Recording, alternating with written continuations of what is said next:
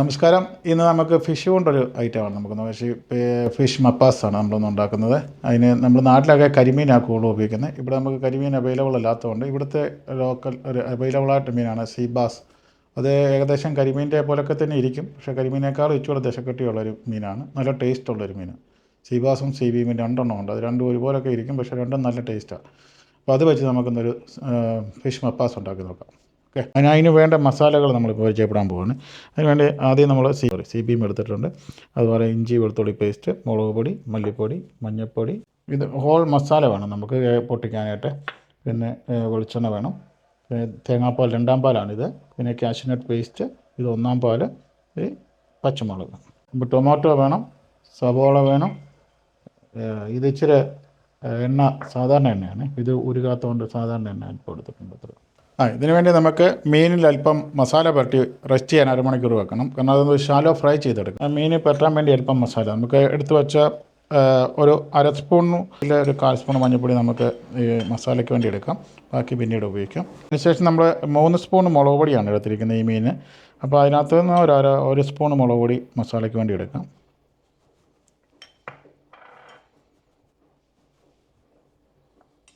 ഇതിലേക്ക് അല്പം നാരങ്ങാനീര്,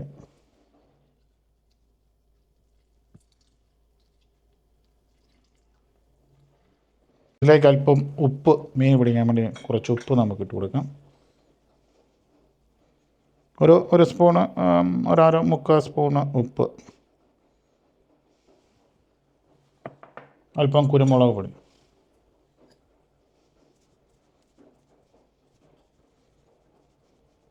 ഇപ്പോൾ എണ്ണ ഒഴിച്ച് കൊടുക്കാം. നമ്മൾ വെളിച്ചെണ്ണ അങ്ങനെ കുറുകിയിരിക്കുന്നതുകൊണ്ട് നമ്മൾ സാധാരണ എണ്ണ എടുത്ത് ഒഴിക്കാം. ഇതെല്ലാം കൂടെ നമുക്ക് ഒന്നാക്കാം.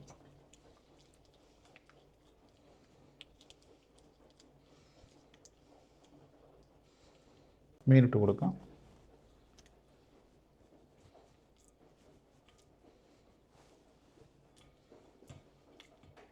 ഓക്കെ, മീൻ ഷാലോ ഫ്രൈ ചെയ്യാം. അതിന് ചൂടായ പാത്രത്തിലേക്ക് അല്പം വെളിച്ചെണ്ണ ഒഴിച്ച് കൊടുക്കുക.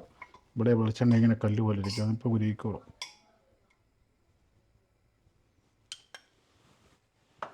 മീൻ അടുക്കി പിടിക്കാതിരിക്കാൻ വേണ്ടി നമുക്ക് കരിയാപ്പില അടിയിലോട്ടിട്ട് കൊടുക്കാം. എണ്ണ ചൂടായി വരുന്നുണ്ട്.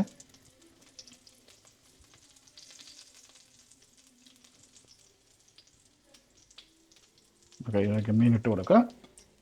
ഷാലോ ഫ്രൈ ആവും, അല്ലെ ഡീപ്പ് ഫ്രൈ ഒന്നും വേണ്ട, ഇതായിട്ടൊന്ന് ഫ്രൈ ആകാത്തത്.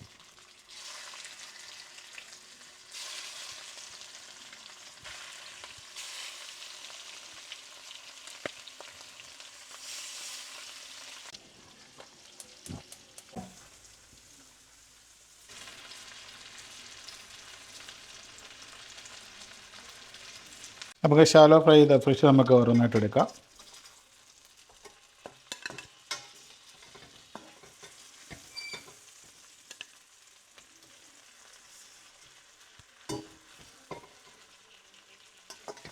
മസാല ഉണ്ടാക്കാൻ നോക്കാം. അതിന് വേണ്ടി നമ്മൾ മൺചട്ടി വെച്ചിട്ടുണ്ട്. മൺചട്ടി ചൂടായി വന്നു. തൊട്ട് നമുക്ക് വെളിച്ചെണ്ണ ഒഴിച്ച് കൊടുക്കാം.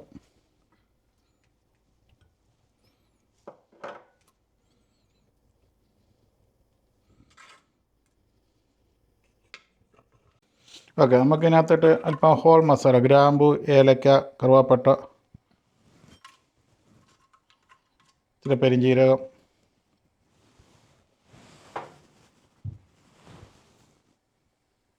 മസാല, ഇത് നമ്മുടെ ഹോൾ മസാലയൊക്കെ പൊട്ടി വരുന്നുണ്ട്. അതിനകത്തോട്ട് നമുക്ക് ഇച്ചിരി ഇഞ്ചി വെളുത്തുള്ളി പേസ്റ്റ് ചേർത്ത് കൊടുക്കാം.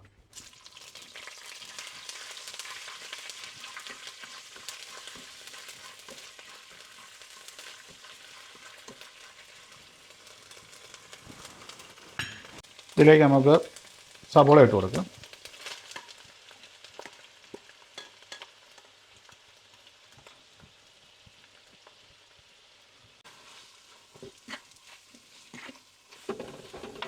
ഇത് നമുക്ക് പെട്ടെന്ന് വഴണ്ട് കിട്ടാൻ വേണ്ടി നമുക്ക് ഇച്ചിരി മഞ്ഞൾപ്പൊടി,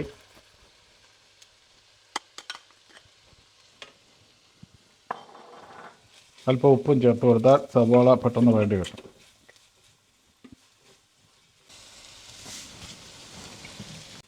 ഓക്കെ, സവോള ശകലം ഒന്ന് ഒത്തിരി അങ്ങ് ചുമക്കണ്ട, ഒന്ന് വഴണ്ടാൽ മതി, ഒന്ന് ഇതായാൽ മതി. അപ്പോഴത്തേനും നമുക്ക് മല്ലിപ്പൊടി ഇട്ട് കൊടുക്കാം.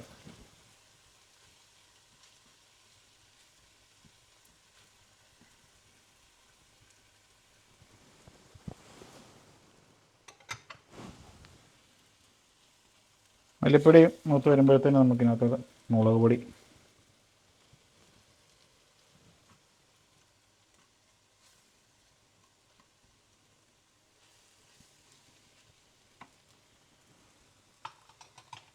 ഇതിലേക്ക് പച്ചമുളക് എടുത്ത് വെച്ച്,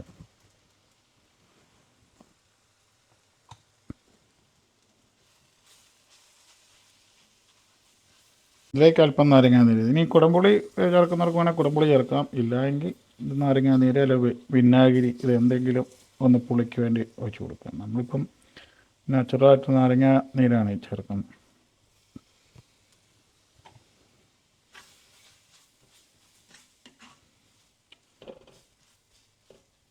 പല സ്ഥലങ്ങളിൽ മപ്പാസ് ഉണ്ടാക്കുമ്പോൾ മുളക് പൊടി ചേർക്കാറില്ല, പക്ഷേ മുളക് പൊടി ചേർക്കുമ്പോൾ ഒരു നല്ല കളറും നല്ലൊരു ടേസ്റ്റും ആയിരിക്കും.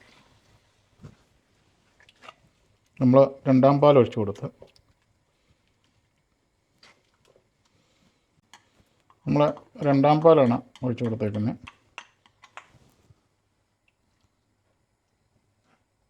ഇത് തിളച്ച് വരുന്നുണ്ട്. തിളച്ച് വരുന്നതിനകത്തോട്ട് നമുക്ക് ഇച്ചിരി അല്പം കാഷ്യൂനട്ട് പേസ്റ്റ് ഒഴിച്ച് കൊടുക്കാം.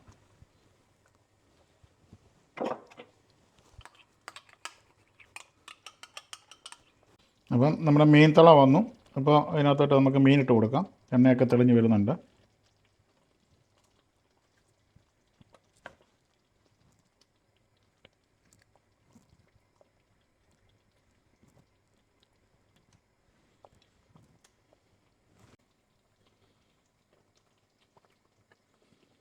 ഇതിലേക്ക് നമ്മൾ എടുത്ത് വെച്ച് ടൊമാറ്റോ ഇട്ട് കൊടുക്കുവാണ്.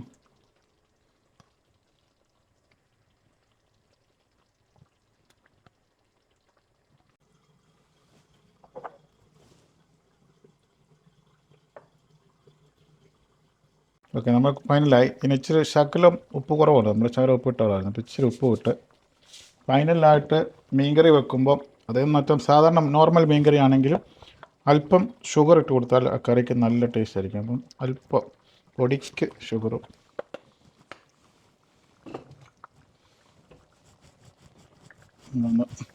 ഈ ഫൈനലായിട്ട് നമ്മുടെ ഒന്നാം പാൽ ഒഴിച്ച് നമുക്ക് ഓഫ് ചെയ്യാം.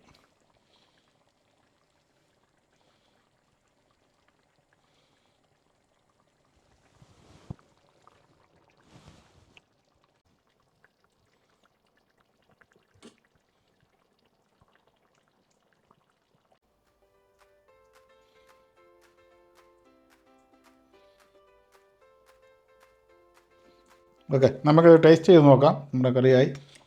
അത് ചെറു ചൂട് ചോറിൻ്റെ കൂടെ കഴിഞ്ഞ് നോക്കാം. ചൂട് ചോറ്, അപ്പം, ഏത് വേണേലും ഇതിൻ്റെ കോമ്പിനേഷനാണ്. നമ്മുടെ കയ്യിൽ അവൈലബിളായിട്ട് ചോറാണുള്ളത്.